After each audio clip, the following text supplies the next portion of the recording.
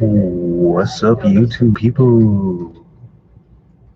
Shaggy the Ready coming at you live from the library, where I'm going to try and keep it down for the gracious patrons today. And I will be reading some more chapters from my book, Adventures in the Multiverse. So remember to smash that like button, tell a friend. It's available on Barnes & Noble and Amazon. Mom, I already got them all. But yeah, we in a public library though, so there's gonna be conversations and whatnot going on. But as long as you guys can hear me just fine, that's all I'm worried about. You know, that and phone working. Do not say.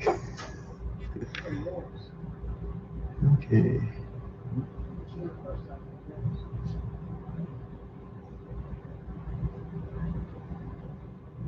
Okay.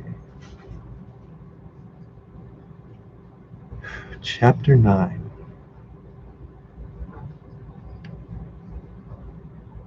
Where are we at? If I can find it. Hang on. I don't know why my phone is being so slow. They were just telling everybody to connect to the Wi-Fi.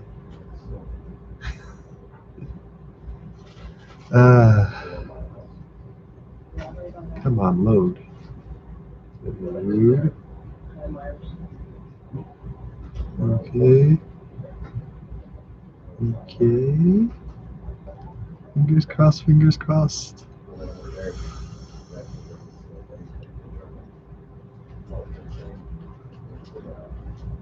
The situation at hand. Chapter 9. Y'all already witnessed the world was kind of getting crazy. It's only going to get crazier from here. Although that was the worst of all of the chapters, in my opinion, that chapter 8. I think I probably went a little overboard. Anyway, chapter 9. Please quit talking like that. I rubbed my head for what felt like the thousandth time today. You and my counterpart were joking about some alternate version of me killing people, and it was making me nauseous. This conversation in the weed hive is not a good one. I think he would be Canadian, the other me joked. I bet he's an actor, since he obviously doesn't have me, Jessica added. Would you two please knock it off? I stood up to address the urgency of the situation. They are looking for me right now.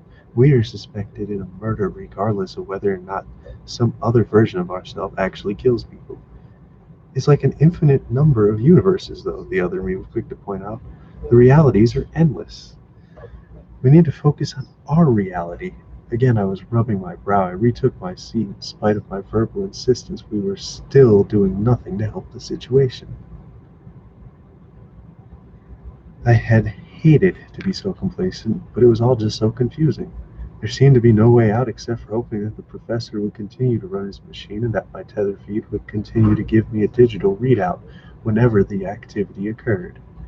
And even if that happened, the other me would probably still be a suspect in a murder. We sat there unproductively while my counterpart's newly rekindled relationship flourished. It had seemed that his green, sticky smoke was part of the remedy, as the two of them were immediately back to enjoying each other's company. It was kind of nice to see something so simple and yet so different. I knew that what I had with Jessica was special if it could exist in multiple universes. We watched the news. I must have been stoned because it took me a moment to realize that these people had given out a very familiar name. The first time I heard it, Jerry Roy didn't ring a bell, but it made me think about the security guard named Jerry who worked at the college and lived a block up the street from me. The man in the bathroom had sounded like a slovenly redneck, but the voice was familiar. I had once gotten Jerry's mail by mistake, and for some reason this popped into my head. A good 20 minutes later, I had even realized that the man who died from wormhole exposure was the same one who had explained the strange weather patterns to me that same day. We sat with our boo for a while. The me familiar to this universe held her in her arms while they watched TV. I never brought up the fact that the security guard was someone I had known in the other universe. It had seemed inconsequential at the time, as my clouded head cleared back to its original state. I started to think more about solutions. I turned the tether feed back on since it has to automatically turn off to preserve power. The data from the wormhole still indicated Cincinnati was the most stable location for me to get through, but I was not sure if I was willing to wait. Over the last day and a half, the station's meteorologists showed that there had been 4 unique storm events stretching from Charlottesville to Athens. It seemed to me that even though they were heading in this general direction, they could not actually be subject to any trends. It seemed illogical, too convenient for me. I had traveled in what had seemed like the right direction, but for all I knew, the device could be broken. It could even be leading me to another universe entirely. Then I looked down at my stomach. It was growling. The last thing I had eaten was a couple of Pop-Tarts at 6:30 in the morning in that bus station in North Carolina. I'm fucking starving. I disturbed the couple sitting next to me. The other me looked over with a grin. You know, I was thinking the exact same thing. I actually didn't realize that there were limits to this telepathic connection we had. It was like when one of us wanted to know something, it was largely known, but ordinary thoughts were kept to ourselves. Neither of us could read Jessica. Can we get some pizza? I asked. You buying? I looked to him and then to my wallet, which still had $110. If the wormhole activity happened over Cincinnati when the tether feed seemed to indicate it would, then I knew I would be okay with the Andrew Jacksons and Ulysses Grant in my wallet.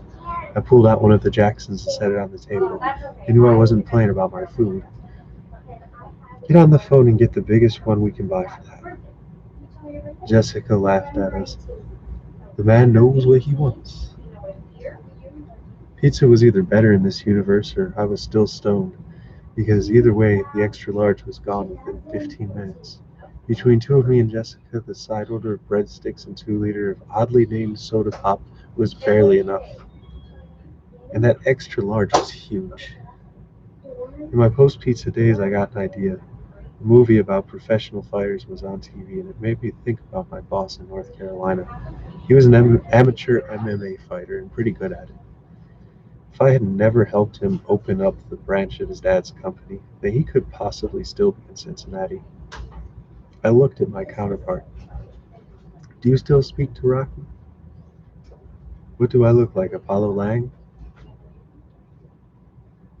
The other me snidely responded. He had mentioned earlier that he worked with Rocky at some point, but he did not say whether or not they had done the same job. The look on my face confused my counterpart when he wiped the smile off his. Damn, bro, I was joking. He stopped with that and looked away. Well, do you talk to the man or not? I pressed the issue. He looked back to me with the same look he had given me when he had told me to eat a dick earlier. I don't give a fuck about dude. We spoke on the subject for a while. I was mad at me for giving up on a long-time friendship, while the other me was just mad that I kept making him go do stuff. You want me to drive my ass all the way back to Beachmont when I'd just seen my boo for the first time in 6 months? You know I'm not letting you stay here. Who felt the need to put her 2 cents in? Come on, dude, this is self-improvement. I'm not sure how much time I have left here. Now that you've got Boo back on your team, I want you to start looking for a full-time job. I sell weed, bruh, was his reply. You can do that on the side, I stated calmly. I don't want to work for Rocky again. Bruh shitty to me, he argued. Because you invited Jessica to a client's house at 8 a.m. when you knew that was wrong, I pointed out. I still don't give a shit. But if Rocky was your friend at one point, then I know the man gives a shit about you. Again, Jessica spoke. Ha ha ha. He said, gives a shit about you. We both looked at her in the same way at the same time. If y'all don't want to laugh, y'all can go. Oh, you know I don't want to leave you, the other me protested. I'm not really mad at you anymore. I just think we need to go back into things slowly. You know, I want to see you again, but I'm not ready for you to spend the night here. She made a good point. Not that the other me was happy about it. I promise you, we'll show you what self-improvement means. The other me was a little bit more motivated by Jessica's support. He was upset that he was not allowed the opportunity to engage in an obviously needed session of lovemaking, but willing to leave her alone just the same. We took turns hugging before we left the apartment. My counterpart was back on track with his boo, and now it was time to get him a job. It was a little bit of a longer drive back to each month, about 45 minutes to be precise. It was no longer rush hour, but 7 o'clock was still a good time of day for traffic jams. We crawled along the slow-moving highway doing less than 25 most of the time. He slid off the exit Stanley had brought me to earlier, only this time he turned right instead of left. We rode a little while into the suburbs and eventually into the countryside. Rocky's apartment building was neated very closely to the state park and looked to be very nice from the outside. Even in this universe, he had taste. My counterpart quickly slid his old beat-up car into a parking space, barely missing the cars next to him. We closed the doors and walked up to a building that wasn't supposed to exist. In my universe, this was a gas station. I followed myself up to the top floor of the three-story building and watched him knock on the door. When Rocky answered, I knew he wasn't living a great life either. He was pudgier and balding, his short black hair now only covered about two-thirds of his head. He had always been short, but there was more pronounced by his bad posture here. Yeah, I don't know why my throat just got dry right there, but it was more pronounced by his bad posture here. He was clearly aging prematurely. What's up, Rocky? The other me asked. He stood there for a moment, his J's in matching snapback, and stared at me. Both of me. I knew he was confused, but he still had his response. You need Jesus. And again, we're mixing this. This is an anthology, so keep in mind these aren't all going to keep the same linear storyline, and it also illustrates the universe as crumbling around these people for messing with it so much. Um, but chapter 10 will be called Alternate Anthology 2, The Preacher Man. So that's going to be a fun one. Um, we've already invited a whole bunch of people from Discord. So, big shout out to the Step Back Discord and to the Alternate History Hub server as well.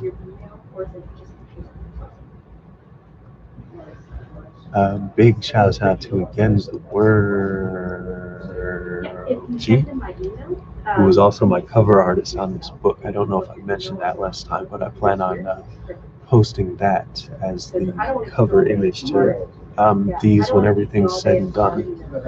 So that's going to be kind of cool, and I just want to make sure he's got the credit for that. But yeah, library flow, cancer season. We might do some Heaven Weezy in a different library here soon. The chapter 10, the alternate anthology, part 2, Preacher Man. I woke this morning, fell to the side of my bed and said a prayer. It was a gorgeous Sunday and I felt great just being alive. I popped the iPhone out, shuffled, and soothing reggae filled my room. Some found my taste in music appalling, but those in my school of thought tend to enjoy any music with a good message.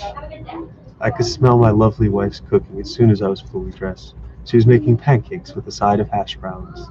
It was a glorious sight to behold, seeing the love of my life made up a hearty breakfast while I was still in my pajamas. We've had our arguments over the years, but between the two of us and our wonderful daughter, Joy, our family flourishes in our Iowa home. We were up early watching the news and eating my wife's delicious cooking when one of my colleagues, a well-renowned televangelist preacher, began spewing hate. He was upset, you see, because of the scientists claiming that they had discovered another universe. The finding had been verified by committees and proven by experts to be true, but you see, there was never anything written in the Bible about the existence of another universe. I expected some backlash from God's children, but not in the form of such hateful rhetoric.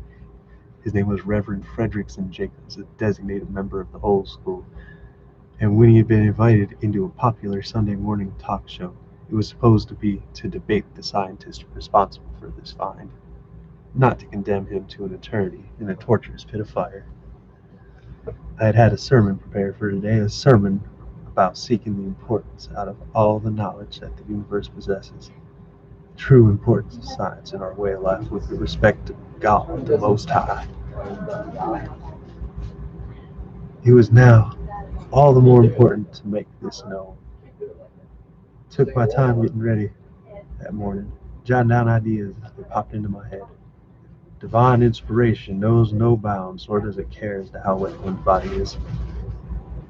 I put on a three-piece suit and winced a little while putting on my suit coat. Yesterday I participated in a local basketball tournament and got clobbered by a big fella who had at least 4 blocks that game.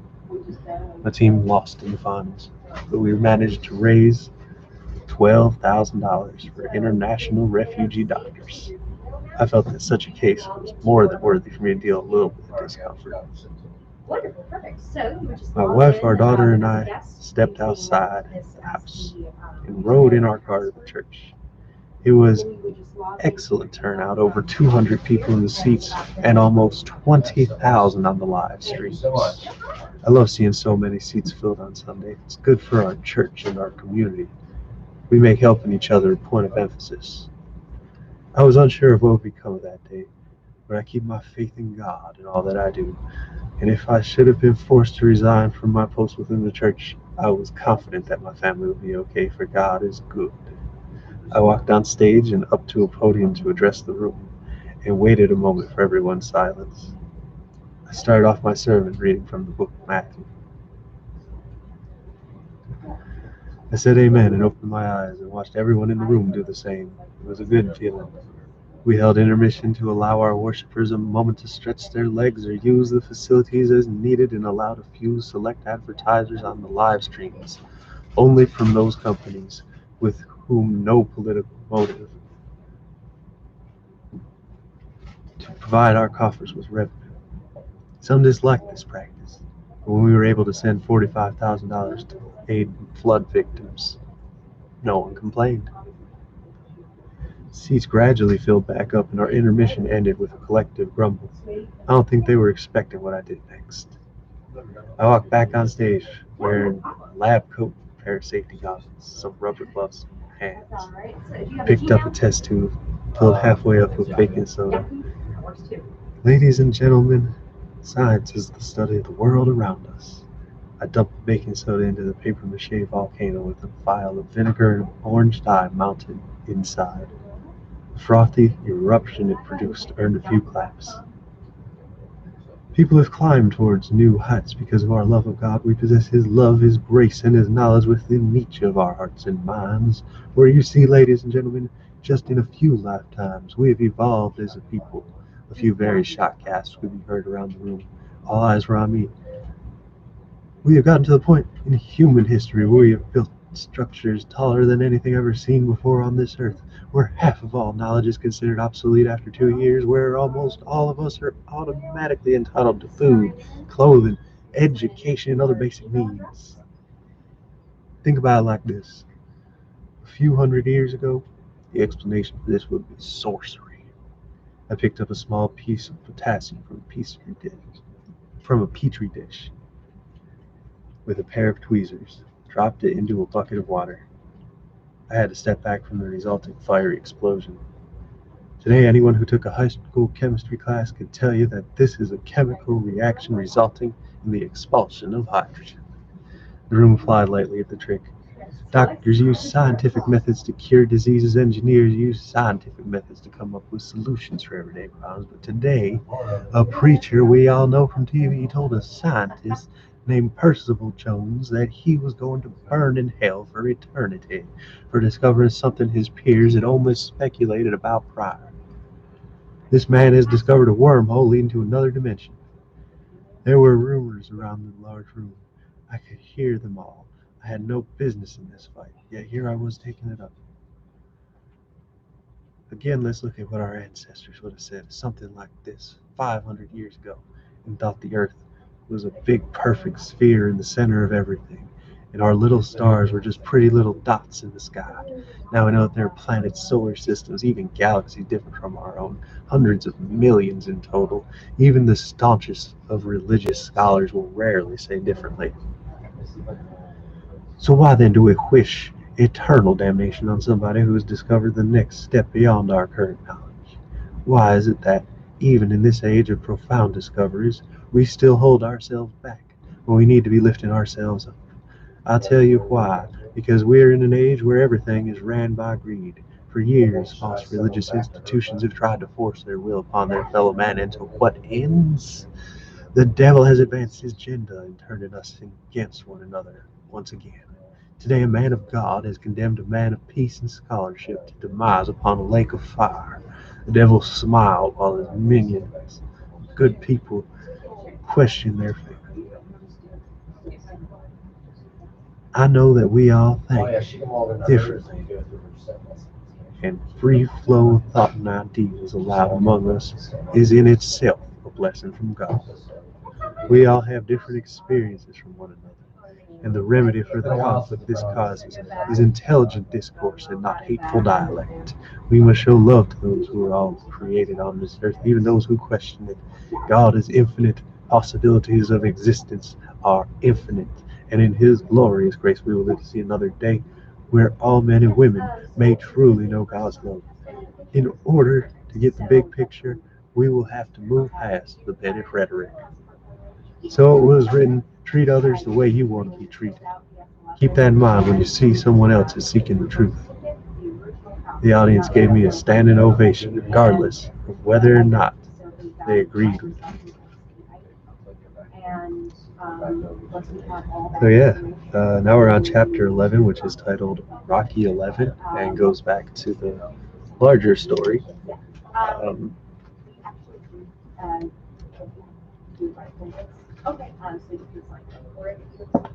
just kind of take what you will from this. Glad to see people showing up, though. Yeah, dude, I mean, Rocky stared at the two of us, confused by our visage. Why is your cousin here, JJ? For that matter, why is you here? That ain't my cousin, the other me smiled. If that ain't family, why you look like you? Rocky was getting a little bit creeped out. Surely the real explanation didn't help. The other me looked at the alternate version of my boss and said, this guy's me from another universe.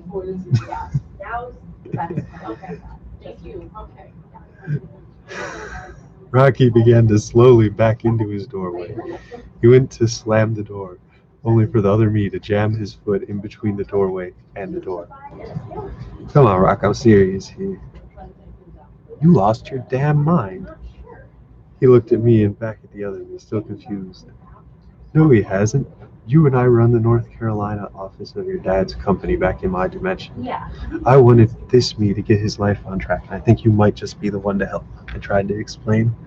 The only man who could help this fool is Jesus. Rocky was still startled. What kind of scam is this anyway? Ain't no scam, the other me was quick to reply. This me has a point. You and I was best friends back in the day. If I can't convince you this ain't real right now, then it ain't no point. Rocky stood in his doorway, still and stone-faced. He said nothing for a moment, then finally walked outside of his house and closed the door. Let's walk, he said. With that suggestion, me, myself, and Rocky engaged in the act that the average Cincinnatian in this universe would consider a vulgar, despicable abomination. We walked up the street. For some reason, walking around everywhere in the Cincinnati area was enough to incur the ire and angry stares of the motorist or two driving by. Seeing as how Rocky wasn't originally from Cincinnati, walking to the park with us was just a normal activity. It was just the last. After we had walked long enough to have at least one extra large fast food drink cup thrown in our direction, Rocky was finally ready to engage us. So, assuming I believe you, how the hell did you get into another universe? I live 3 miles from NC State back home, and Stanley's uncle is my neighbor.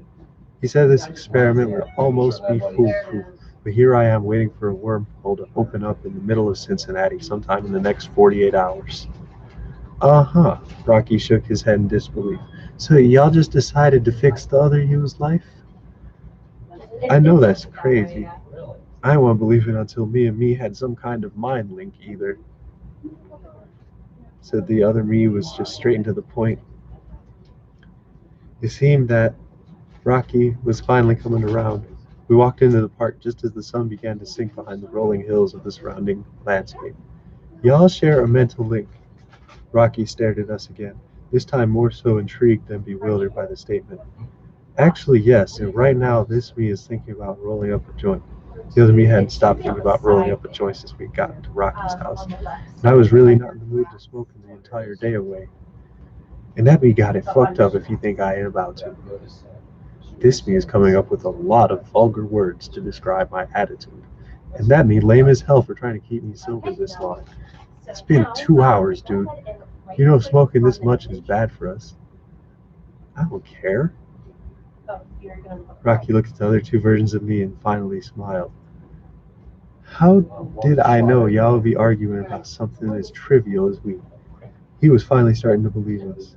He leaned into me and said, I never thought it was a reality where you didn't smoke. Bruh, the other me was quick to snap at him. You look like Shaggy and you smoke like Snoop. Rocky was starting to enjoy himself. Seeing as how no one wanted to be stuck walking around in the dark, we made our way to Rocky's house. The other me was quick to light up her straight face with him. I had already smoked enough for one day. Rocky had his reasons for not doing so. Yeah, that's just one image. Yeah, there's like 21 of them. When we got back to his house, Rocky actually let us come in. I knew that was hard for him to do so since he really didn't have a reason to trust us, but we would not betray his trust. He was still a fighter in this universe. His apartment had a heavy bag mounted to the ceiling in his living room alongside a bunch of free posters that hung on his walls illustrating different mixed martial arts events, a few of which he had been featured in.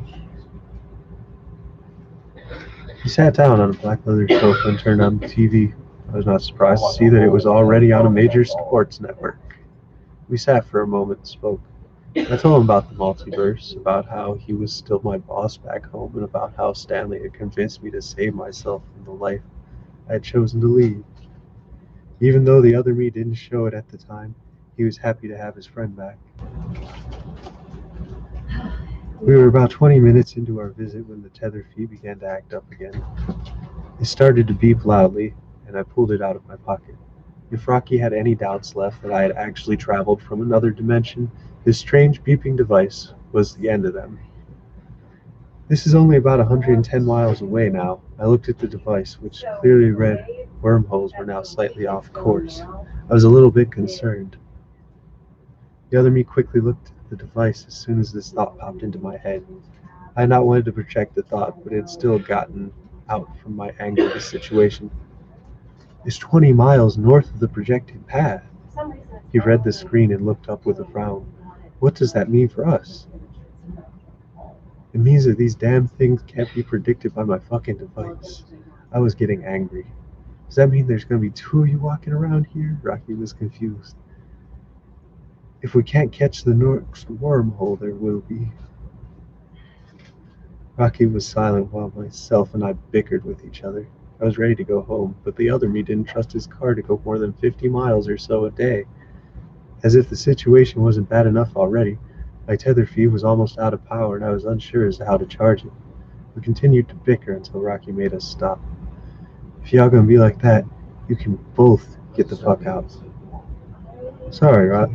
That's okay, Clean JJ. Rocky took a deep breath, waited for us to both calm down. I just can't be getting all stressed out before my big fight tomorrow. Oh yeah, you got a fight tomorrow? The other me was interested. Yes, Dirty JJ. Tomorrow morning, mixed martial arts open competition. Everyone knows that the best 3 or 4 fighters will be picked up for the professional circuit. Last year, I lost to the current top light heavyweight contender, and this year, I'm determined to make a name for myself. Rocky stared deeply at one of his posters. It was a promotion for the upcoming World Championship bout, but surely enough, the contender for the title was none other than the man who had beaten him by a split decision a year ago. The other me looked at him and waited for Rocky to turn his head. With some determination, he asked, "What do I gotta do to get in on this?" Rocky was adamant. just get into the competition a day before it starts? You can't do that. The other me was still pressing the issue. Oh, come on, Rock. You know I knocked out more cats in my day than any of these professionals. Rocky stared at his phone screen and said nothing for a moment. A devious smile began to form as he showed every one of his teeth. You know, there is one thing you can do. I looked at the other me. He was clearly thinking about fighting. Whatever it is, I can do it. I got an update earlier. The number one seed in the middleweight competition actually scared off his opponent. Rocky showed us a picture of a small Indian man with very short hair, wearing a taekwondo robe with a black and red belt. This is John Patel. He's young, he's deceptively calm, and he has 10 knockouts in 10 fights. He never cuts weight, chooses to fight people who are quite a bit bigger than him. Lord knows he could be a welterweight, but the man refuses to fight anyone that small. Why did the last guy quit, I asked. Patel accidentally killed a guy in a fight a couple months ago. Rocky shook his head and looked away. I don't think he would ever be back in the game this fast. I looked at the other me and watched as his expression began to mismatch Rock's. I want to fight him. I was stunned. Rocky was silent. The other me was now grinning from ear to ear. I really never seen a dude with that kind of skills. I really never seen a dude with them kind of skills. You say he only 19 and already has 10 knockouts? Yeah, Rocky responded. I know he can't be that strong. The other me was still staring at the picture pulled up on Rocky's phone. Rocky shook his head with that same grin still present. No, he's not super strong. He's just the single most gifted fighter I've ever seen. They say he's already got a fat contract starting in July, and if he wins his match tomorrow, he will be automatically given a shot at the welterweight title. You said he doesn't fight welterweights. He doesn't, but Lord knows they don't want this guy embarrassing the professional middleweights like he does the amateurs. Rocky showed us fight footage, and he had not exaggerated anything. Patel was fast and very smooth. He could defend well. He could strike better. He had ground game, and there wasn't a single video of any fight where his opponent lasted more than 2 rounds against him. The other me was motivated. He was absolutely pumped thinking about that potential. I want in. I want to get that professional fighter cheese, man. I don't care if he killed all his opponents. I will hurt this kid so bad, he will never be at the first seed again. Rocky laughed out loud. I know you're not going to do that. He sent a confirmation message to the organizers and looked at the other me with a smile slowly fading. I have reservations about this, man. I know I can handle myself, the other me was quick to point out. Rocky took a deep breath and let out an audible sigh. Just make sure you show up on time and ready to go. Yeah, that was chapter 11. We on to chapter 12, the Marquis of Queensberry. I hope that's the indicator of what y'all know what this little alternate story is going to be about. Man. Shouts out again to World G, my cover artist. Shouts out the various discords and their various users, because I got love for y'all. But most specifically, I got love for that r/alternate history hub, which if y'all are on Discord, you should check it out.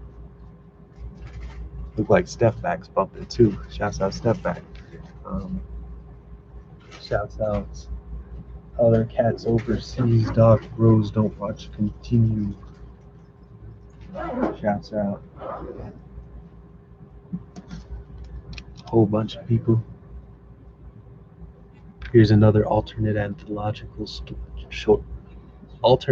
anthological short story, The Marquis of Queensberry.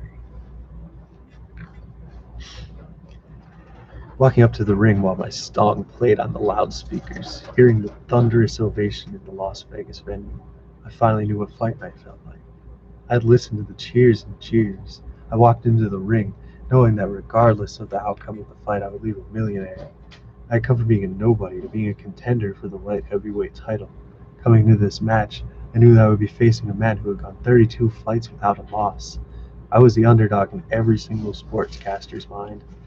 They said I was too long, too lanky, that a smaller but more powerful foe would leave me stuck on the ground within 2 or 3 rounds.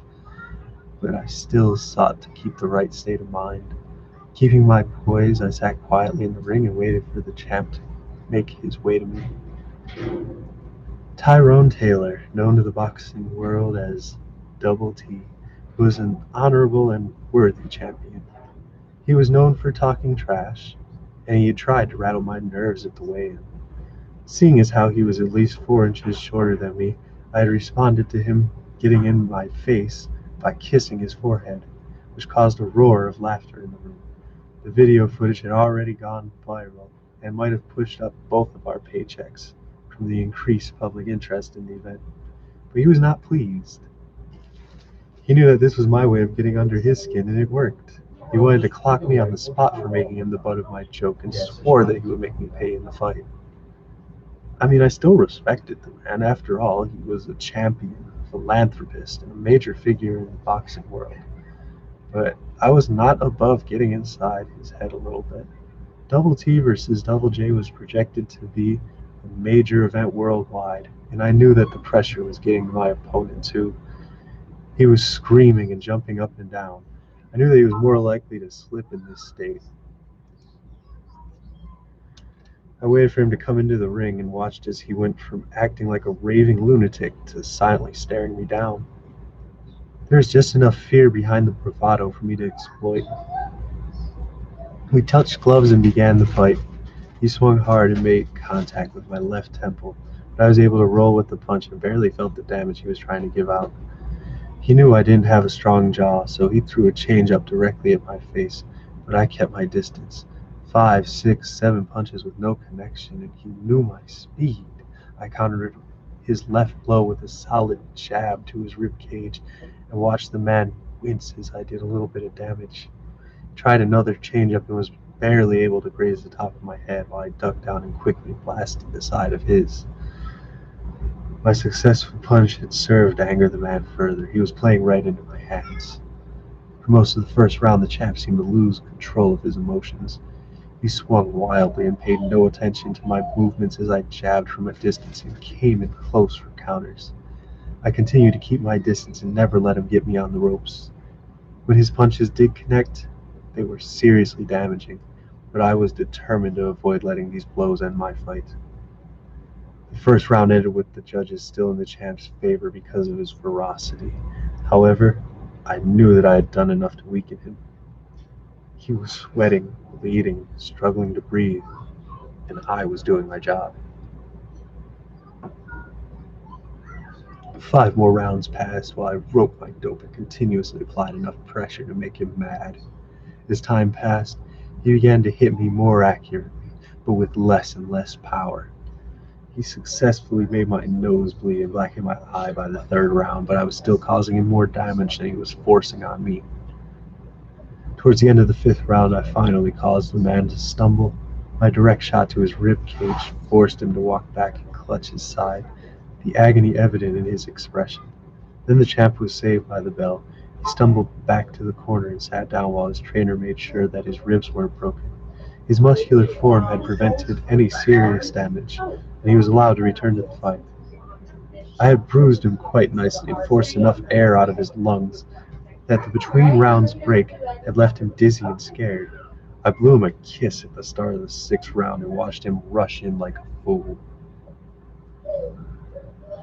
With my longer reach, I outstretched my arm and forced my fist into his jaw. I was just some pissant before today, some guy very few people had ever cared to know. As I watched my appropriately timed hook force his head sideways, I knew that I was finally important. My tricks had worked. The stronger man had called the prototypical fighter fell to the ground, unable to do more than sit up before the count of 10.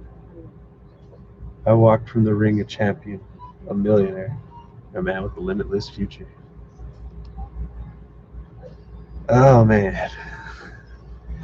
So that was the 3rd short in the anthology. Now we get back into the main storyline again. This one is titled Parental Supervision. The fight was booked. Patel versus James, a champ and a chump. I was impressed by Rocky's actions, his connections, and the speed with which he confirmed the fight. The other me was not going to let him down. Both myself and I stood up to leave, only for the other me to make a solid point.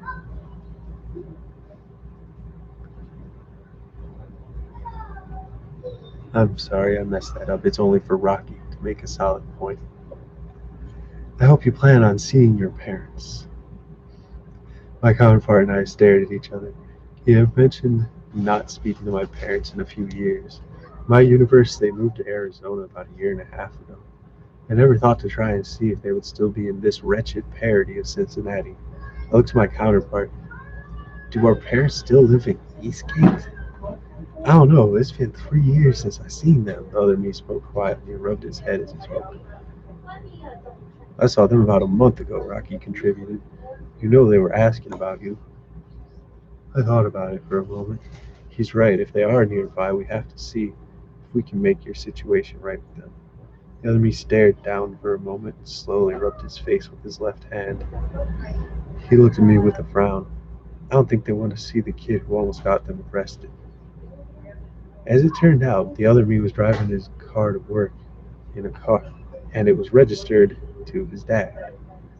He was trying to sell the kilo of weed when they pulled him over at random search and seizure.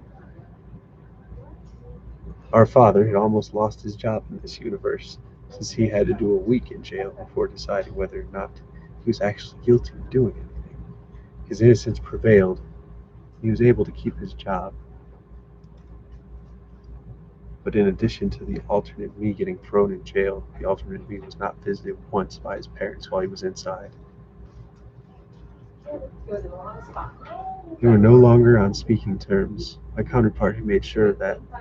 He never made any effort to let his parents know that he was all right. I know we had to see them regardless of their reaction, to make sure they were okay. We left Rocky to his devices, assuming that he was going to drink some kind of protein shake and go to bed. We went our separate ways. As we walked into the parking lot, the other me looked nervous. He paused before getting inside his car and took a deep breath. I asked him, "Is something wrong?" "I just don't know if we can do this," he replied. We both sat down. I put my hand on his shoulder for support. Again, he brushed me off and gave me a dirty look. He started his car and again hesitated before putting it into drive. Then we pulled off and turned back toward the direction we had come from. Once we were back in the suburbs, he had turned a few times on a few different streets. He pulled into a highway which I remembered from back home and went even closer to the city. We passed a mall and a few intersections with traffic lights and turned off the highway after passing under another one. The other me cringed as he turned down their street and again as he turned around in the cul-de-sac. He pulled a few houses down from their driveway and stopped the car. He took one more deep breath and said, "Let's do this." Neither of us could really say that we knew what the response would be from his parents. I still did not know whether they were my parents as well. The whole thing was only serving to add confusion to an already mind-boggling situation. Even after the day I'd had, I still questioned whether or not any of this was real. Their house was a lot smaller than my plane of existence. It was still in good shape and the lawn was still cut, but it looked like the trees and flower beds had not been touched in months. Two modest sedan cars sat in the driveway. Back home, my father had always driven a high-end SUV. We knocked on the door around 9 o'clock. It seemed like no one was home at first, but after maybe 30 seconds, his mom answered, shocked by what she saw. There I was, standing beside an alternate version of myself who led a completely different life. Somehow she knew, but refused to accept it. "What the hell is going on?" she asked as she stared at the two of us, stunned. I was just getting some stubble from 2 days without a shave. He looked like he hadn't seen a razor in 6 months. I had hair barely long enough to be considered shaggy, and he was just a bit longer than in the actual live-action Scooby-Doo movie. She called out to her dad, and he came running. He was slimmer and looked a bit darker than usual, like he'd been outside exercising a lot. He was still the gray-haired man that I knew, I think, and he reacted the same way as our mom. How how is there two? Which one of you is the real Jason? Jason waved his right hand, his expression unchanging. I was quick to offer up a comment. I don't think you really want to know the answer to that question, Dad. I know you're a smart man, but this is not something I expect you to believe. The guy to my left is the Jason you know, but you're just calling me Dad. He and the alternate mom exchanged puzzled glances, and looked back to me. The other JJ was slow with his response. I know you had no reason to believe us, but this is actually me. Not like me, but like me born to the two of you at the same time you were existing in another universe. My mom was starting to get mad. You mean to tell me that this is you from another universe? What the fuck is this really? My dad chimed in. Are you looking for money? Are you on drugs? Is this some kind of prank? Because it's a terrible taste. It took literally an hour longer than anyone else before. Over an hour of extra convincing. The same song and dance of reciting facts about their lives that they had only told me, sometimes even ones they hadn't told JJ. Quite a few of these facts were different here too, but after a while, they began to believe us. My counterpart couldn't believe that they were being so patient. It was far-fetched and crazy, but it eventually made just enough sense to them. The parents were not ignorant to modern thought, even in a universe where most seemed to be. We began to talk casually. They told us about their lives, and we told them about ours. It had seemed that JJ was always welcome in their home, even though he had shamed them a great deal. The whole thing was an enigma to me. The me that wasn't really me was still somehow just enough of me that we could project thoughts onto each other when needed. Our parents, or I guess his parents, were also sort of my parents, but not them. I was trying to keep a pleasant conversation up, but the whole time my mind was constantly racing. It was all so much the same, but so complicated. Here I was, sitting in a mundane couch in another universe, listening and contributing to conversations about basketball and football teams. Most of the names were different, so there was only so much I could contribute. I still knew enough about the games to understand what was going on. I was happy to see my parents, or really the other me with his parents, but I avoided raising suspicions with my own questions. I knew that this wasn't really my home. We sat for a while and watched a playoff basketball game. The Compton Generals were taking on the Columbus Capitals for supremacy in the first of 7 games. The Generals were a major underdog, but still played quite well. The league had instituted a 4-point shot. One of the Generals' players hit 3 of these at the end of the second quarter. However, by the end of the night, the Capitals prevailed. I watched the family go from talking about sports to talking about idle random stuff, to passing around a bag of hot chips and back to talking about the game. They all cheered at the end when the Capitals went on a 10-point run to seal the deal. Then I began to realize how tired I was, and I yawned loud enough for the whole room to hear. If you want to spend the night, you can, our mom offered, but this JJ needs a shower. You're right about that, I replied, much to the other me's chagrin. And a haircut. Our father followed up. Kings had long hair, Pops, the other me replied. But you're no king. It's not even that clever. I need to quit laughing at all this shit. It's not even that clever. That's the end of chapter 13, and then we're going on to back into the anthological aspects of it. With chapter 14, God Save the King. Oh man, I should really stop thinking I'm clever because I'm not that clever. This is not something that y'all watching couldn't have thought of. The shouts out again is the world. Gee, my cover artist. Shouts out the various Discord people. And shouts out to the foreigners. Y'all know who you are. Oh my gosh, but seriously though, don't watch Continue Dog Bros if y'all are still even awake over there in Amsterdam. Or Groningen, or I don't even know how to pronounce your city name, and you might have to school me on that. But Chapter 14. God save the king. 'Twas a rousing day for a ride. My steed felt the cool air of a fine spring morning and enjoyed running full speed through the strawberry valley nearly as much as I.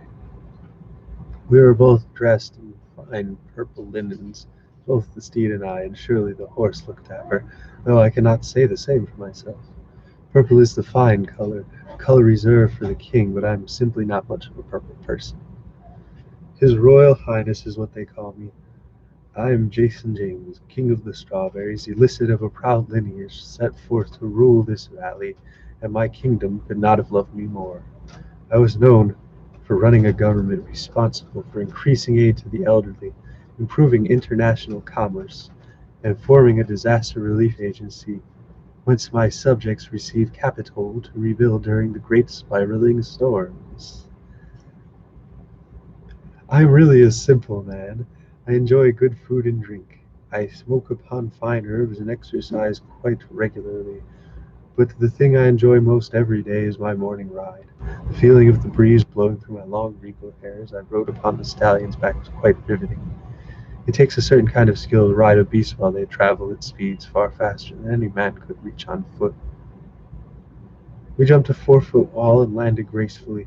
I brought the horse to the stop where the stable hand awaited my arrival. Usually the lad addressed me with a smile on his face and a cheerful good morning. But this day he looked downright grim. I dismounted the horse and abruptly asked, "What is the matter?" He turned his head in shame. "'Tis nothing a stable boy should speak of to his king." I remained even more confused. I approached him and calmly placed a hand on his shoulder. "You have been at my employ for years, child. Please state for me what troubles you so." He stared at me for a moment, refusing to speak. It was as if the words were on the tip of his tongue, and yet he could not say them. "Out with it, lad." I began to get impatient.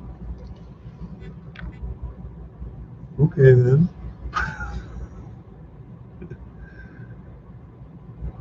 "Sire, your nobles have partially disbanded Parliament," he said, just barely enough for my royal ears to pick up.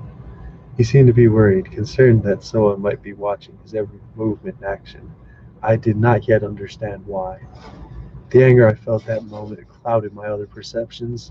I wished only to storm into Parliament and destroy the very men and women who dared question my authority. I said nothing to the young man, and again mounted my steed post-haste. I rode toward my capital, down the crowded streets upon which daytime traffic was forbidden, and broke my own law of anger. And still I retained the feeling that that day I would break more. I turned my head back around briefly and saw what sort of devils I was dealing with.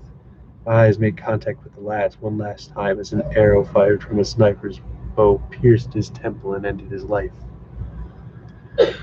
I startled civilians as I rapidly rode to the doors of Parliament and leapt off my horse. They gasped in amazement as their king recovered from such a leap onto cobblestones and ran through the door. My sword was drawn before anyone in the building knew of my presence. I ran to the assembly floor, feeling nothing short of pure rage as I called out the cowards who dared question my rule. Unfortunately, the room was far short of its usual occupancy. It had seemed that my treacherous nobles had fled for their own safety. These fools had the gall to question my power, but not nearly the gonad to confront me. Who dared disband Parliament without our royal approval? I called out to the sparse delegates still present. "Sire, please forgive us," one of the nobles called back to me. "We could not stop them." "Stop whom?" 50 delegates, barons, lords, and even the Earl of Fairmount, leapt out of their seats when your trusted friend and adviser, the Duke of Gemstones, proclaimed that your taxation of our ranks was unlawful. Unlawful! I was furious by this point. Does he not know that I am the law? Another noble spoke up from their seat near the back of the room. "His Highness is not the law.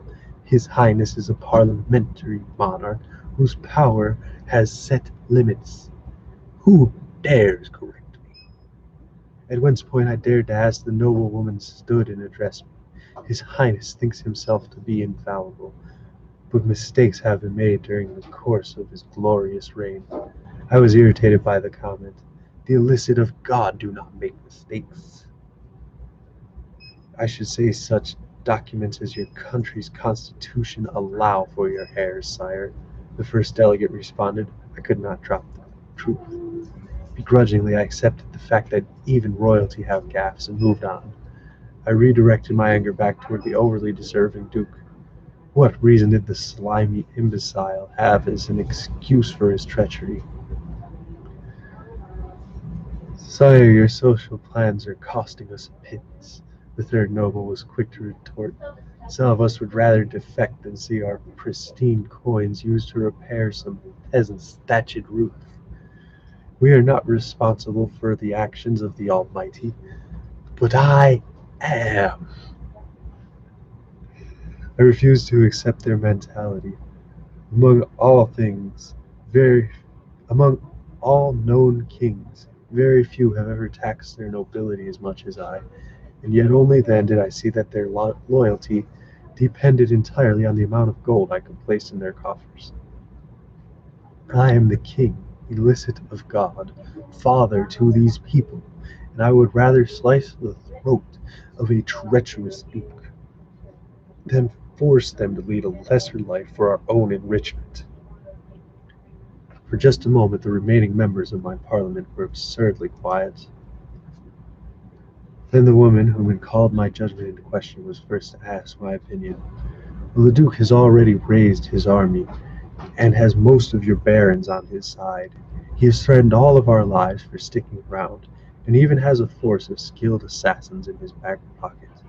What does his Highness propose we do? Before I could answer, a combatant showed his twisted face from among the seats of my Congress. He charged in, 6-inch knife in hand, and made an attempt on my life. I raised my arms in defense with his slashing blade. Oh, God, it just messed up my spot. Don't do that to me, please. Oh, no, it just, this is why I hate doing it on the phone. Oh, God.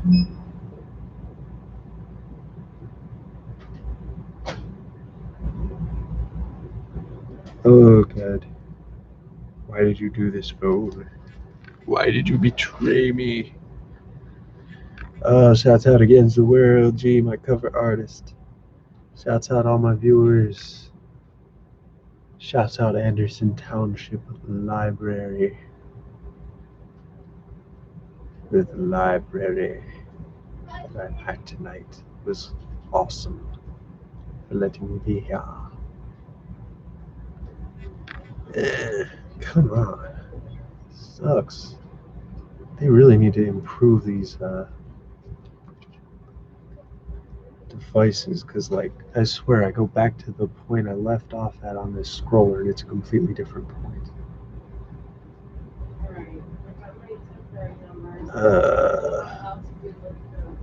We're getting real close to the singularity, though, so that's pretty pretty awesome. What is the singularity, you ask? Why, stay tuned and find out.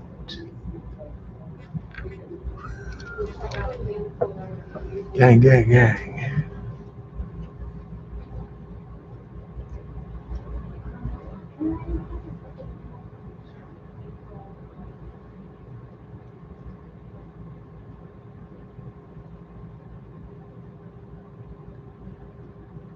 Okay, before I could answer, a combatant showed his twisted face from among the seats of my Congress. He charged in, 6-inch knife in hand, and made an attempt on my life.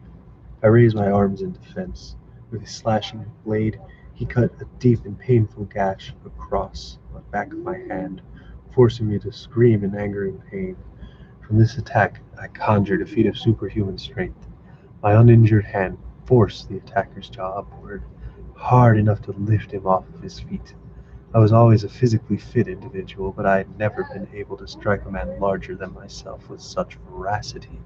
He hit the ground without a conscious thought in his mind, but I still kicked his head once for good measure.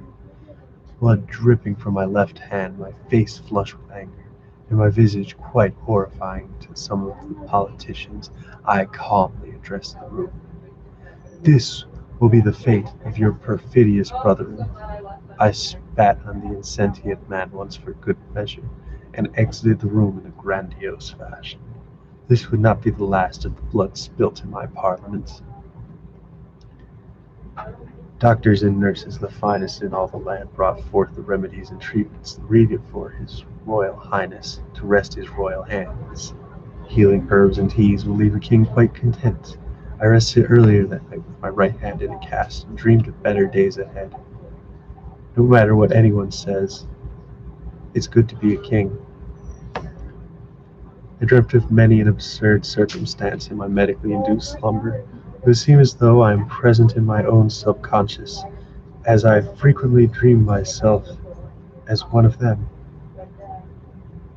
Some of the other worlds were quite primitive and others quite advanced, yet in all of the worlds saw my dreams of me still being me.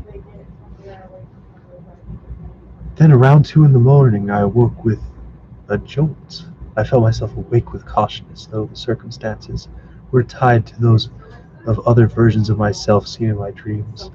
We all existed in different realms of existence, I suppose, and somehow all of us were in danger at the same time.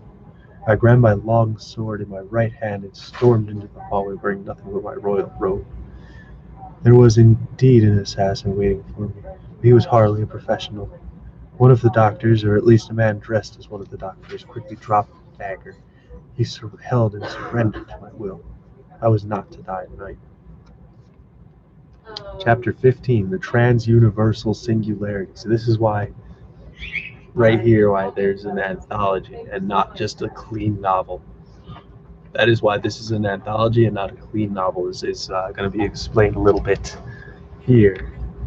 So just big shouts out to my viewers. Big shouts out to, again, the World G. Shouts out to the Anderson Township Public Library for the reading space. We in the building, yeah. But trans-universal singularity. I showered, I shaved, I brushed and flossed my teeth. I swished the minty alcoholic mouthwash in my mouth, spit it out, and swished again. It felt like the greatest thing in the world after 2 long, crazy days. I went to sleep as soon as my head hit a pillow. At this point, sleep was the most wonderful feeling in all of the multiverses. For the few hours of uninterrupted bliss, I dreamt of different possibilities, different universes, different places where I existed, and somehow each one felt right, no matter how foreign they really were. I never looked exactly the same. Some of me were taller, others shorter. A few of the other JJs were black, while others were different Asians, and I'm certain that in one universe I was a king, and in another I was a slug, living off of methane gas. Yet it seemed that literally a million different universes, there existed another JJ. That's when it happened.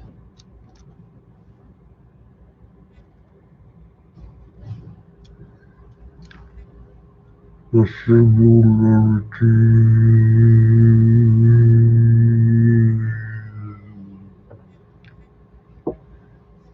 I had no clue as to how or why a trans-universal jolt made both myself and the alternate me leap from our resting positions and throw up uncontrollably at the same time. I had no idea as to how I could physically exist in a million different forms, or if it was even possible, as opposed to the delusions of a schizophrenic. I slowly walked in a renewed drunken stupor equally potent to the first one I'd felt when passing between universes the first time. Somehow my mind was still racing. I stood in the hallway where the bedrooms met the living room and saw the other JJ kneel on the floor, cleaning up his own vomit with a towel. He mentioned for me to get on the floor and help him, and I protested.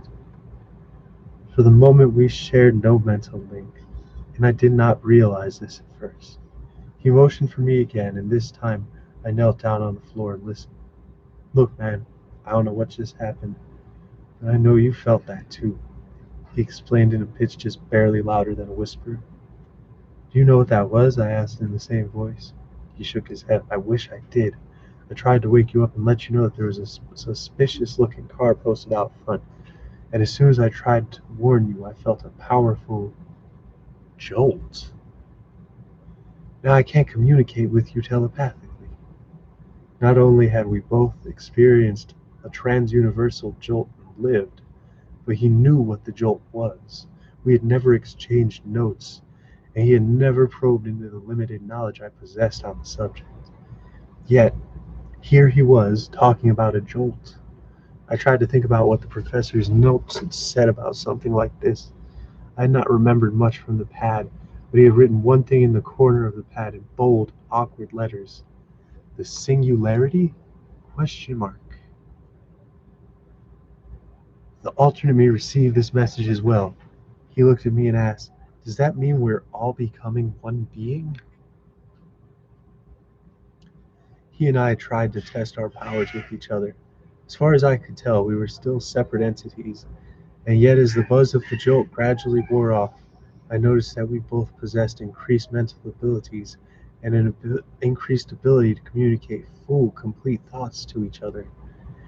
He communicated his suspicions regarding the strange car in front of my parents' house. I responded by trying to ease his suspicions, only to have him express the urgency of looking outside. He was right to be suspicious. The large white van was not a normal fixture on that street. I looked to him and then back to the window where two police cars had pulled up into the van in front of the house. They seemed to communicate something with the driver, who pointed back to the house. I looked to my counterpart while he communicated one thought. Run. Oh yeah, here comes another alternate anthology. What's up, y'all? I can't even say this one out loud. Dang. Okay, there you can read that. Yes, that is literally a chapter title. And like I said, I do not feel it is appropriate to scream that out loud in the library. NWA. Oh god, now I gotta delete this. No, we're keeping this. This will be classic and vintage. This is the live audiobook. Adventures in the Multiverse. Shouts out all my viewers. Faux Faith NFA gang. I sat in the casino and slowly gambled away my entire paycheck.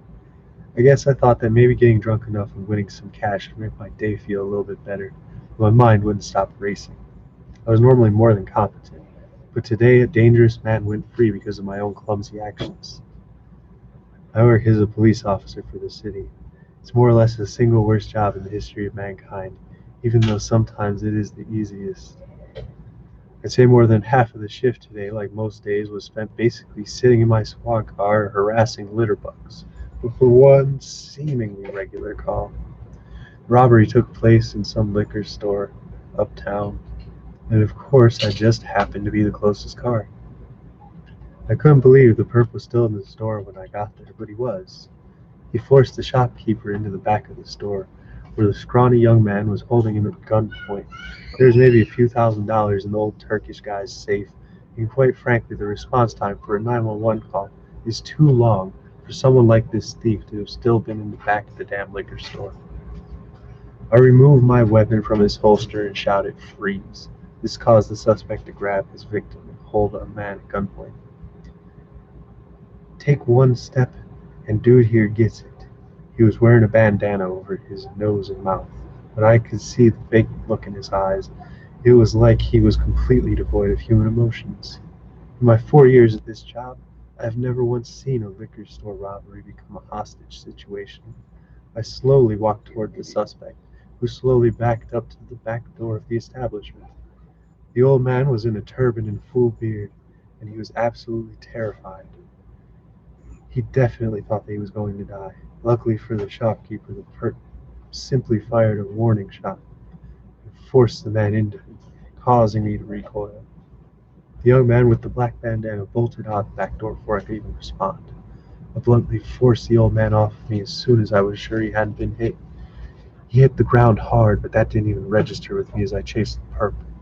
He already had a head start on me, making a fucked up situation even more difficult. But I was about to let the man get away unscathed. I chased him in between alleyways and across busy streets, while he ran and ran with greater speed and endurance that I could match. I finally came to a long straight alley and stopped running to squeeze my trigger one time for a quick shot. I was one of the better shooters at the academy, but I failed to do anything more than clip the side of his arm from 50 yards out. I ran to the spot where he'd been hit and saw that the kid had seemingly vanished in the maze of different ancient buildings. I uttered a few appropriate curse words and called the suspect's description on the radio. Dispatch had sent a couple more cops to help me assess the situation. No one was quick to believe that a liquor store holdup was this complicated. Before I could go back to the little liquor store, I noticed something strange at the spot where the man had received his wound. I knelt over once I saw that the spot where his blood had been spilled. I could not tell my co-workers that the 3 or 4 droplets of the man's blood were clearly purple. I was reprimanded at the station. The captain cursed at me in a way I'd never heard him swear to another officer before. I guess the old shopkeeper bruised his tailbone when I shoved him out of the way earlier. Now he was more than likely going to sue the department. Talk about a lucky break. Even in this town, someone can get paid off the hatred people have for me. I couldn't stand it. I bit my tongue and left work in an involuntary suspension. They were not going to fire me, but I would miss out on a week's pay because of my gross incompetence. And that's what led me to this point. For a good 6 or 7 hours after work, I sat in the worst casino on earth, drank mediocre beer, and gambled away another week's pay on the roulette wheel, as if my financial situation wasn't already strained. I walked out of the place. Really, I more or less stumbled. Around 1:30 in the morning, I climbed into my car and drove home. My mental and physical exhaustion made it harder for me to drive than being tipsy alone, but by some miracle I made it home safely before 2. I tried to step out of my car when I was knocked back into the seat by a jolt. Shouts out Octawave. I was not prepared for that random experience. I felt my vision completely obscure, my eyes water, my ears pop, and somehow I knew that I was in danger. For a few moments I sat there and tried to breathe. I waited for my head to clear and the nausea to subside. For those few moments my heart felt like it might leap out of my chest. I finally pulled myself out of the car, only to find that the sudden movement forced the contents of my stomach to spill in the driveway of my tiny suburban home. It was not pleasant, but at least it ended quickly. Rough day at work, JJ? My neighbor was waiting on his porch, seemingly ready to make some snarky comments at things going on around him. He's never said much to me other than to be a smartass. Fuck you, Tom, I shouted back at him. That's what I thought. He grinned and turned to walk back into his house. But first he had to throw more fuel on the fire. Cops aren't supposed to drink and drive either, you jackass. I watched him get back into his home and still graciously extended my middle finger in his direction, not caring much if he saw it or not. I had experienced something different from anything else I had experienced before. I don't know how I knew it, but I could feel myself existing in a million different places at once. I wonder what caused the sensation, why it seemed that nobody was... Ow. Ugh. Allergies are kind of bumming me out today. Give me just a sec. Okay, no sneeze. I wonder what caused this sensation and why I seemed to know that there was danger nearby. I doubted my own intuition at first. When I checked around the front yard, there was nothing. There were no suspicious cars in the street, no people walking around so late, not so much as a stray cat or dog wandering near my house. I thought everything was fine, so I unlocked my front door and relocked it once I was inside. I turned on a few lights in the TV, ignoring my own warning. I walked to the fridge to grab a beer and sat on the couch with the only thought being that I could watch some shitty movie and fall asleep right there. Then, of course, my intuition proved to be right. A quarter stick of dynamite broke through my window and landed less than 2 feet away from me. I dropped to the ground behind my couch and grabbed my service issue pistol without a second's hesitation. I heard the explosion wreck my coffee table on the other side, and my own ears rang a little bit afterward. It was unpleasant, but I maintained my bearings. That's when 3 armed men climb in through the broken window. 3 armed men wearing all black outfits with their faces covered. I shot one in the chest and he dropped quickly. His friends both started firing shots back at me. I knew for sure that none of them were cops, but all 3 men had police-issue weapons. So much for the Guns for Toys program. I shot a man in the arm and watched he recoil. The last crook shot my shoulder and caused me to drop my gun. I cringed in pain.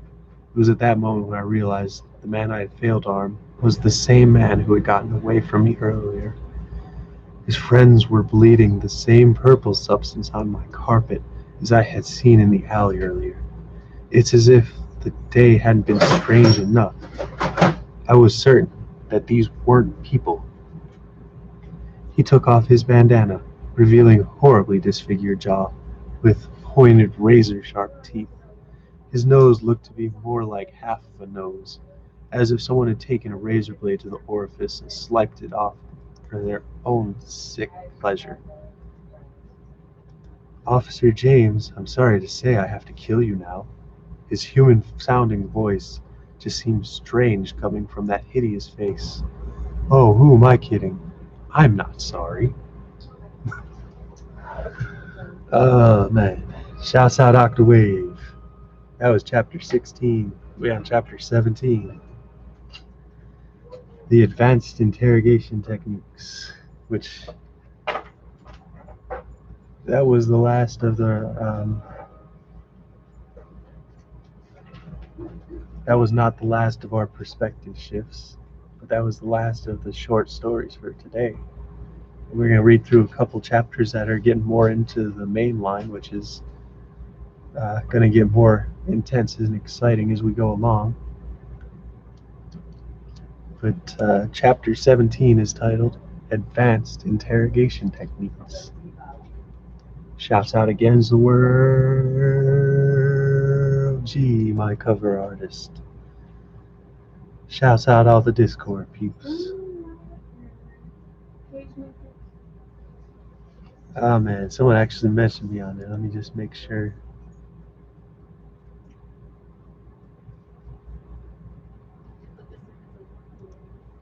Alright, we good to go. Without further ado, I sat in my parents' house and waited for the cops to come in and arrest me. It wasn't anything I hadn't been through before, but under the circumstances, I wasn't really sure what they could do. Both of my parents had heard the cleaner JJ leave out the back door already. They raced to the living room to see 3 cops break in their front door. This was the part where shit got weird. They grabbed me by my shoulders and dragged me out of the house. No Miranda rights, no words at all, just handcuffs. Both my parents acted shocked. I didn't even know I'd do anything wrong this time. I was getting dragged out of the house like they was taking me to Guantanamo Bay. Mom and Dad tried to protest, but a gun was pulled in their faces. I ain't the type to get nervous that easily, but this wasn't right. They picked me up and threw me into the back of the squad car, again not telling me a damn thing. Not that I was asking. They didn't even drive me to the jail or the police station either. In fact, they seemed like they were taking me into the city. What the fuck's going on? I finally managed to ask when we pulled on the highway. Silence, shitbag. I'm seriously gonna break out of this fucking car if I don't get an answer. These cats pepper sprayed me for being a threat to their safety. I knew they weren't allowed to do any of this, but every time I asked anything for the whole rest of the ride, I was told to shut up.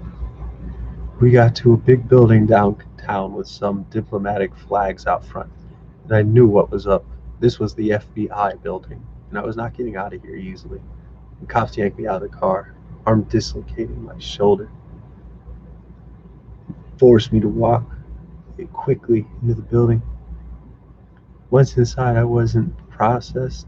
In fact, I still just had my phone and keys. They shoved me into an interrogation room and turned on a huge light. I don't know exactly how long I waited in the room. It was nothing but a bright lamp reflected off the white walls and a stainless steel table with 2 chairs. Being in the spotlight that long was supposed to be some kind of torture, and I knew why. A punk would have been crying for attention after 20 minutes of heat, light, and silence. I knew I was in that room for almost an hour before anything happened. They finally sent in an older black man wearing an all-black suit. He wasn't wearing sunglasses. He wasn't trying to be intimidating. The man just stood there for a moment and looked at me. When he finally spoke, he said, "I never thought the greatest threat to our existence would look like the guy from Scooby-Doo cartoons." I looked at him for a second. I tried to find out what his game was, but the reality was that he was just an ordinary man. "Fuck you," I responded. "I read your file. You excelled in martial arts as a kid. You were suspended 5 times from middle school for fighting, 3 times from high school for insubordination. Lost half a semester for breaking a kid's nose with a lunch tray. You were smart enough to pass almost everything you took in college, even though you dropped out." He dropped a manila envelope on the table in front of me. "And you have a couple little shady charges on your punk ass record. What the fuck do you want from me?" "I want answers." "Bro, I ain't got answers if you ain't asking questions." I stood up to drive the point home. He pulled a 9 out of the holster under his right shoulder and pointed it right in between my eyes. "I can tell you one thing right now. I ain't your bro. Fuck you." For the first time in a long time, someone got the drop on me. The agent fired his gun off right next to my ear, making my whole head cry out in pain. Then he blasted me with the butt of his gun while I stood there stupefied. His police friends came in and kicked me around for a minute before they left me laying on the ground bruised. The agent sat down in one of 2 stainless steel chairs bolted into the ground with the table. "Why the fuck did you do that?" I finally asked. "You tried to act like you're the baddest man in this room. When do I get the good cop?" "I am the good cop." "Well, then why the fuck did you just do that when I'm handcuffed and I ain't do shit to you?" "Because you were caught on camera in 2 different places, more than 600 kilometers away from each other, within 20 minutes, and you're playing me like I'm an idiot." I don't know why, but I actually tried to tell the man the truth. He didn't believe me, but at the same time, dude wasn't completely against it. I told him everything from the fact that both versions of me could communicate mentally to how I felt the trans-universal Jodas the same time as my other self, and that he got an idea. "If you think you can somehow communicate with this alleged version of yourself mentally, prove it. I know you haven't been able to contact anybody. I know that my associates are too competent to have been followed. If you can get the other version of you to be in this building before 6 a.m., I will let you walk free." I gave the agent my best Ice Cube stare. "But you keeping a part of me here." "How do you know he isn't an alien?" "He's me, I'm him. We're different and the same." "You gotta prove it." "I don't want you to kill me." "I won't kill you, but it's good to know you're replaceable." The agent laughed. I sent out mental messages to the other JJ while I raved in that hot room. I told him exactly who to call, when to call, and where to go. I didn't trust these people. I didn't even want to let the other JJ come, but for some reason, he insisted on coming and bringing at least one witness. After all, we have rights. I don't know how long I waited. I know that it was too long. The other me finally let me know he was here with help. The only thing was, he was a little too late. I heard some commotion in the hallway. First, a shot rang out. I tried to see out the small window on top of the interrogation room door, and what I saw wasn't very good. A second and third shot came from the man who had kept me as prisoner. I saw a single sleek black tendril shoot out of nowhere and pierce the man's chest. He looked at me and held his index finger out as if somehow it was my fault. For the first time in years, I was actually scared. The tendril made its way back to its owner. It turned out that he was one of the cops who had dragged me in here, as if I didn't hate the police enough as is. I never got a good look at the pig when he came and arrested me, but I can tell you now I have no clue how he ever convinced anyone that he was human. That pointy jaw, those nasty gnarled teeth, that half-nose dripping snot, and worst of all, his dead, beady eyes were enough to make me sick at just the sight of it. I could feel every muscle in my body tense up while the creature used its human-looking arms to open the door to my room. I took a step back from the door, thinking that even if this creature was about to kill me, I wasn't going out like a little bitch. There was nothing in the room I could use as a weapon, but I still stood there and waited to strike first and hit the thing hard. When it opened the door, the creature was in for a surprise. As soon as my door swung open, I swung my fist, and when I made contact with the monster's jaw, it actually broke off. Half of his face was hanging, but still the thing felt like it was more important to kill me than live. He shot out a nasty black tendril, and I caught it before the creature could pierce my skin.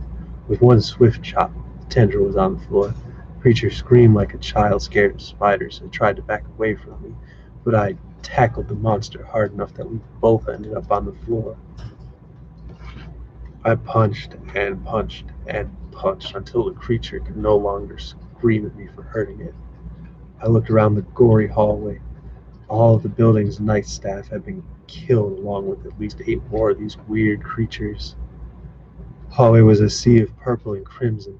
I stood up and lost any self-control. My stomach spilt for the second time that night, and I still had no clue about what had happened. Then, when I least expected it, another monster quickly wrapped its greasy tendril around my neck and began to squeeze. I coughed and struggled. I tried to escape, but it was useless. The monster was controlling his limb from at least 10 feet away, and somehow I knew that the tendril was the strongest part of his body. While I slowly died, the creature said something in a human voice. "You should have never messed with the multiverse, kid." I heard a loud pop, and it was all over. Psych! That is the end of the chapter, though. Um, but you already know how we're doing it. It's getting really tricky and complicated, but we're going to enjoy this to the best of our abilities. Shouts out again to the World G, my cover artist. Shouts out Discord peeps. Shouts out the library for letting me host here. We're going to do, I think, one more chapter and call it a night. So anyone who wants to drop a comment like Octawave, drop a comment like Octawave, and I will shout you out like Octawave, and then you can go subscribe to Octawave, and I'll subscribe to you. That's how we do.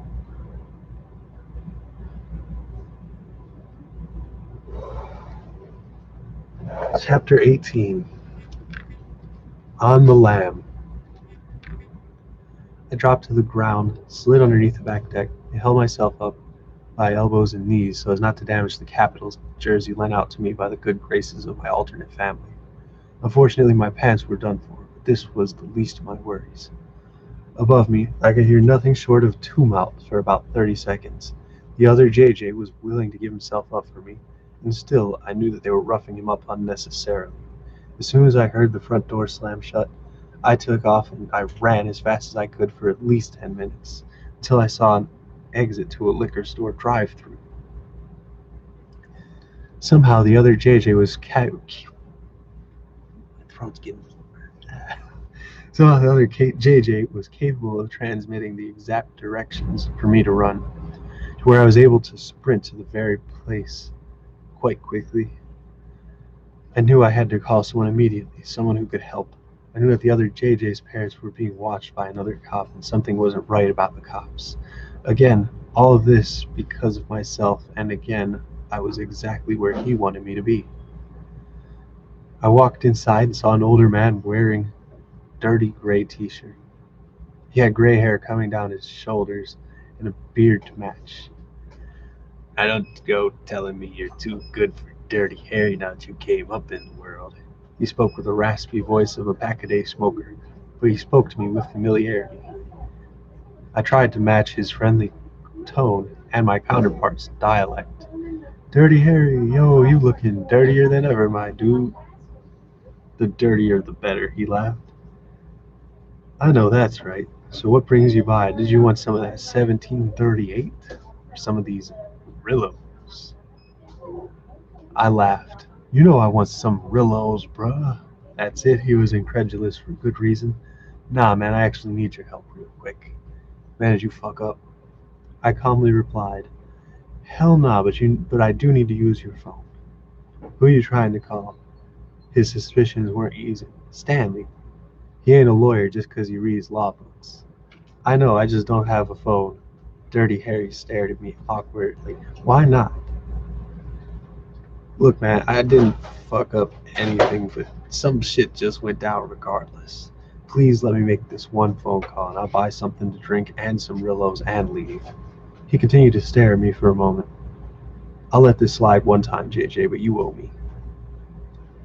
I looked back at my wallet. I still had $90, but for what I was about to ask my friends, I would owe them so much more. First I called Rocky, grateful that my counterpart had memorized his number earlier in the day. The phone rang 3 times and he groggily answered. Who is this? It's Jason. I need you to check on my parents. Shit has gone down and I need you to make sure they're okay. Do you know what time it is? His voice sounded rightfully perturbed, and for obvious reasons. I know and I'm sorry, but something is really wrong, and I need you to go to their house and check on them. They will not be expecting you, but that might be a good thing. If you hear anything that seems off in any way, call 911. Just a reminder, you can always call 911 on the police. Federal agents, anybody. Get that shit on record if it seems off to you. You crazy, but I'll do it. You owe me. With that, I hung up the phone and immediately called Stanley. Again, my actions were being directed by my counterpart, who was more than 10 miles away at that point, or 16 kilometers? Stanley didn't answer the first time I called, nor the second. However, 3 rings into the third phone call, he answered. Who is this? Do you know what time it is? This is JJ, and I swear to God I need your help. I will explain everything, but first come out here and I will give you $60 for your gas and an alcoholic beverage of your choosing. Does Dirty Harry still sell the individual Dutch majors? Yes. Stanley showed up more than an hour later. He was clearly not pleased, and I understood why, but the fact that he even showed up was amazing.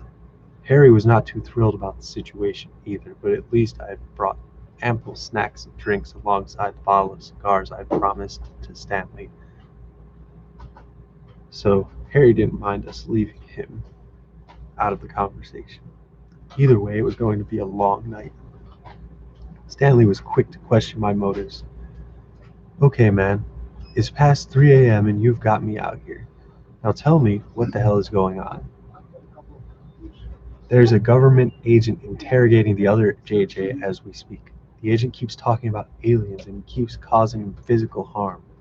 I already told him the truth, but right now he's got me in some room with a bright light. He already kicked the crap out of me once for no reason. You mean the other you? He asked in awe of the situation.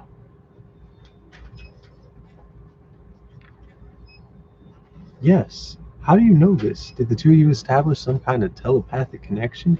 Yes. This is incredible. You didn't say anything to Harry about this shit, did you? Stanley frantically tried to confirm. No, he thought I called you for the ride. Where am I taking you to? He was quick to the point. There's a building downtown, maybe 15 stories tall. It looks like a giant concrete slab standing on top of a pedestal. I described the image that had appeared in my counterpart's memory. The FBI building. That sounds about right considering there is a government agent torturing me right now. I could physically feel a large bruise forming on the side of my head where my counterpart had been struck. I guess I'll take you there, Stanley begrudgingly agreed. Would you be willing to come inside with me and act as my lawyer? I never graduated law school, he scoffed loudly at my absurd request. In this universe, I didn't even graduate high school. But you know the law. I honestly don't want to be caught on camera in front of a federal building, he explained succinctly. I knew where he was coming from. The ride in the middle of the night was more than enough, especially since I couldn't compensate him for any kind of legal aid time. I looked at him and said, "Thank you for just being here." For a while, it seemed that JJ and I were not communicating mentally. I was riding with Stanley, and he was sitting in a room, and nothing was changing. It felt good to rest our heads, but I was still not at ease. There had been a reason for the government agent ranting about the aliens, right? It took less than 30 minutes for us to get downtown. It took maybe another 10 to find the FBI building. I sat in the car just across the street from the building and took a liberal shot of the cognac I'd brought from Harry. Then I took another, and then left the rest of the bottle alone for Stanley. "You sure you don't want to burn one before you do this?" he asked, graciously offering to break apart one of the Dutch majors and roll it for me. I laughed. "I think I've burned enough for one day. I guess I'll leave this for when you get out of there." He placed his still wet cigar on the dashboard. "You mean if I get out of there." I walked out of the car and toward the building. There was a strange, eerie feeling about walking in the deserted city at 4:15 in the morning. I was chilled, even though it was not at all cold. When I walked inside the front door, I immediately knew something was wrong. The building was completely unlocked and had no kind of receptionist or any attendant in the waiting area. I had expected to be wrestled to the ground by an overzealous FBI man, and instead I was greeted by a security room completely empty except for a single puddle of purple goo on the ground. I saw the trail of goo lead into the next room, which was also unlocked, even though the door seemed like it would normally require some kind of buzzer to get through. I was stunned by what I saw in that room. The viscera of some kind of humanoid monsters were splattered around every corner of the room, alongside two corpses of people who had fought them. As soon as I saw this, my gut unleashed the second stream of vomit of the night. I could no longer feel the content warmth of liquor inside of myself. My sense of smell felt like it might have been permanently ruined. The stench of carcasses and the taste of stomach acid mixed with cognac and flaming hot Cheetos. I just wanted to run back out that front door and scream until I remembered the reason I was there in the first place. I heard the shrill screech. Ah, my throat's getting sore. I heard a shrill screech from nearby. The screech didn't sound human, and what I had seen was more than enough evidence to prove my suspicions. I took a deep breath and reached down to where one of the agents, a formerly gorgeous young woman in a professional-looking pantsuit, was clutching her sidearm in her still warm hand. I barely overcame the urge to simultaneously cry and vomit as I checked her weapon. It had 5 bullets left. I cautiously walked down the hallway, which branched off from the waiting room and connected the rest of the building.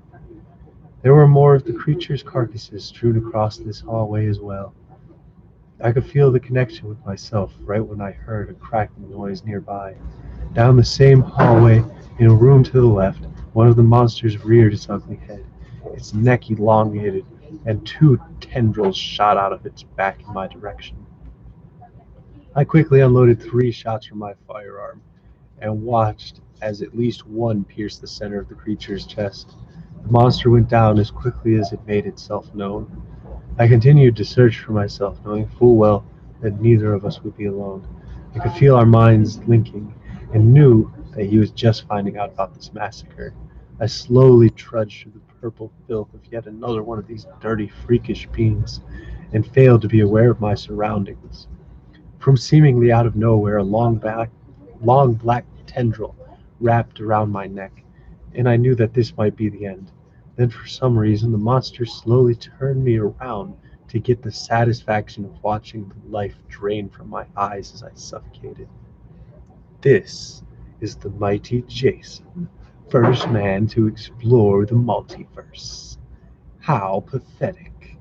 I would have thought that even an inferior being like man would have attained some kind of abilities by now, but you're just going to die like the rest. The voice did not sound right coming out of that monster's mouth. It was just too much like a person. The beast was unarmed aside from an insanely strong tendril holding me off of the ground, and he was too far away to reach my gun with his much shorter arm. That's when I realized that hubris was the monster's fatal flaw. With a surprisingly superhuman accuracy, I lifted the gun and fired one shot. The creature's head exploded, and its grip was no more. I had no time to recover from the shock as I heard my alternate self screaming nearby. I ran down another hallway adjacent to the one I was already on, where I saw the last of the creatures holding my alternate self the same way its compatriot had held me. You should have never messed with the multiverse, kid. I squeezed the trigger and fired the last shot. Oh man, I know I said that was gonna be the last one, but I'm thinking we do one more. What do y'all think? One more? Oh, it's not a super long one, but it's a good one. Let me stretch just a minute. Shouts out again is the World G, my cover artist. Shouts out the Anderson Township Branch Library for letting me do a live reading here. Don't forget to smash that stupid like button. Chapter 19, Regrouping. I saw myself on the ground, gasping for air and barely conscious. I reached down to help the alternate me, only to have him slap away my hand the moment he was able to do so. I thought I told you to leave with Stanley and look for a new wormhole. I wasn't about to leave you to die. You could have died yourself. Well, you would have in place of me. That's not important. You have a Nobel Prize waiting when you get back. And you have a fight that might result in a multi-million-dollar sponsorship tomorrow. Nah, it's more like the chance to see if I can go more than one round without getting wrecked.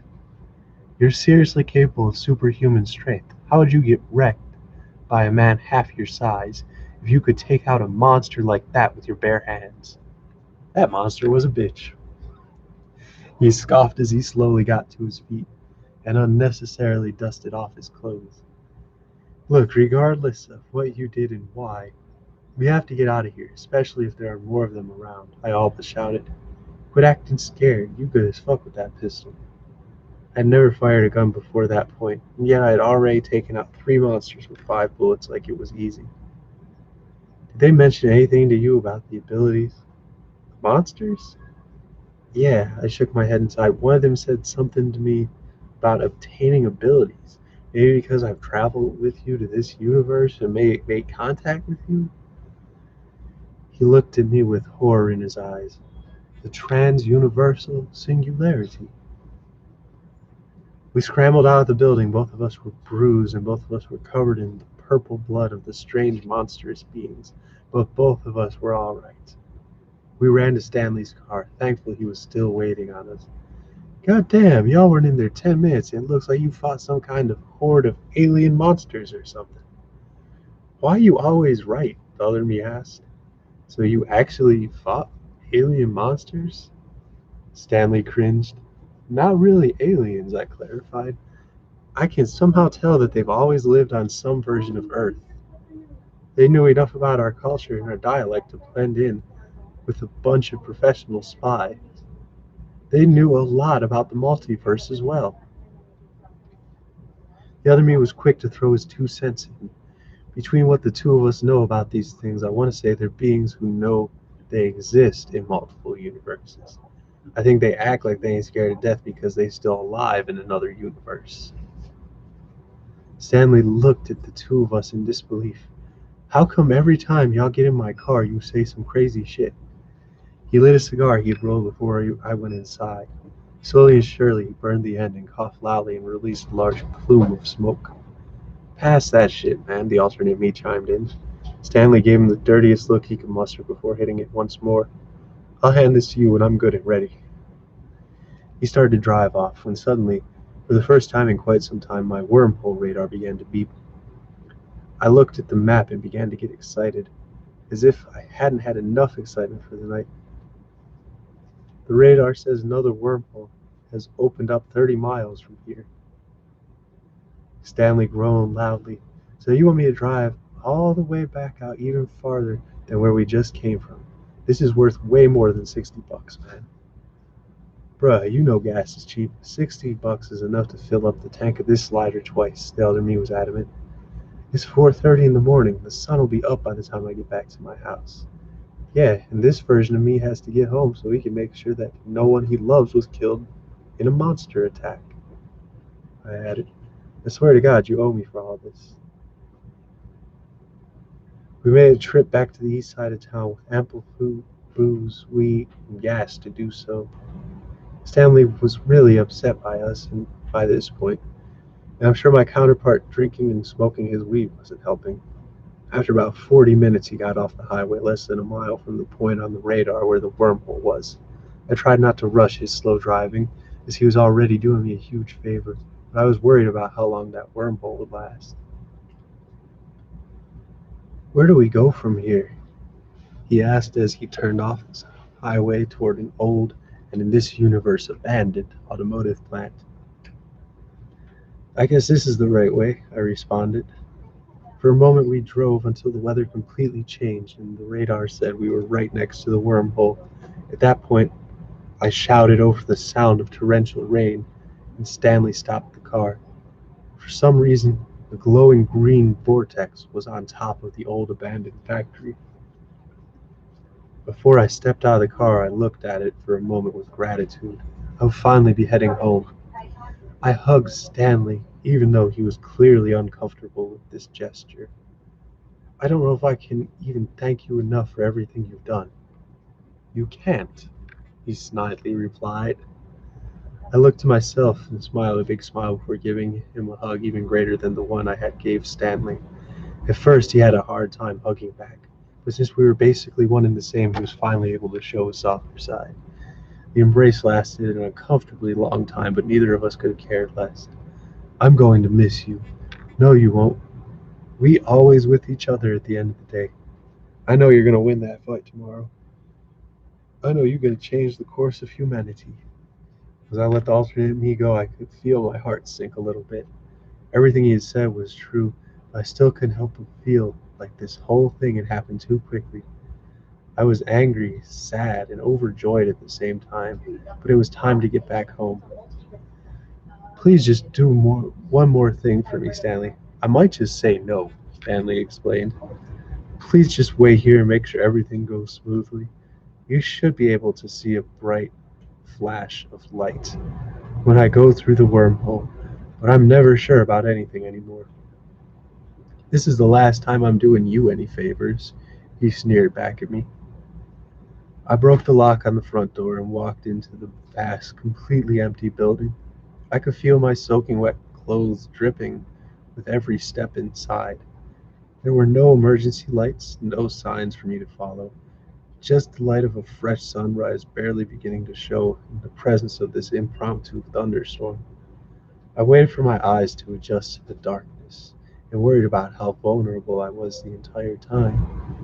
I had no idea as to how many creatures were after me, how they had tracked me down so quickly, whether or not they knew where I was, or whether or not I would ever be safe, even in my own universe. But as I gradually became able to see the inside of the massive factory, I was able to focus better on the task at hand. The stairs were right in front of me, and I was in luck, because these stairs, more than likely, had roof access. I walked across the massive empty floor, barely able to see my way around. I bumped into a safety rail and uttered a few dirty words, but other than that, I was capable of not only finding the stairs, but navigating the darkened stairwell to the top. After I made it up 4 flights, I was finally completely lost. I groped the walls and felt for the access ladder, which I somehow knew was there. Again, only using my intuition, I scaled the ladder and found the hatch on top. It was jammed.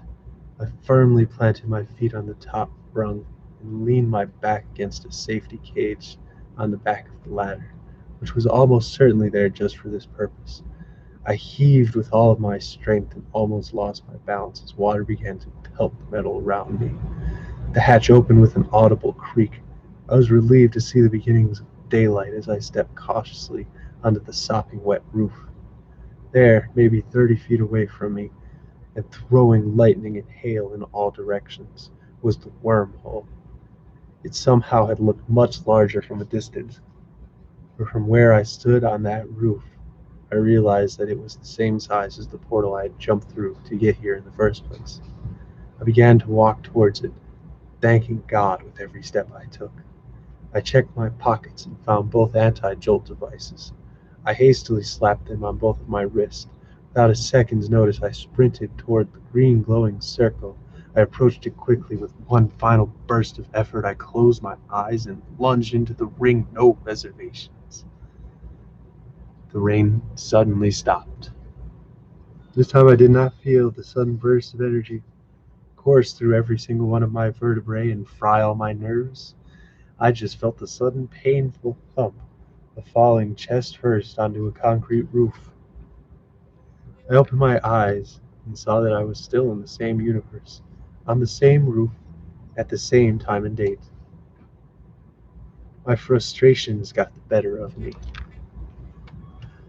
Whoo! The scream was heard from miles around. There you have it. We calling it quits for the day. We'll pick it up next time with Chapter 20, Hope Springs Eternal. Shouts out against the world, G. Shouts out. Don't watch, continue. And Octowave, Dog Rose. Shouts out the various Discord peeps. Shouts out a whole bunch of other people too, I'm sure. But we done for the evening. Faux Faith and FA Gang. One love.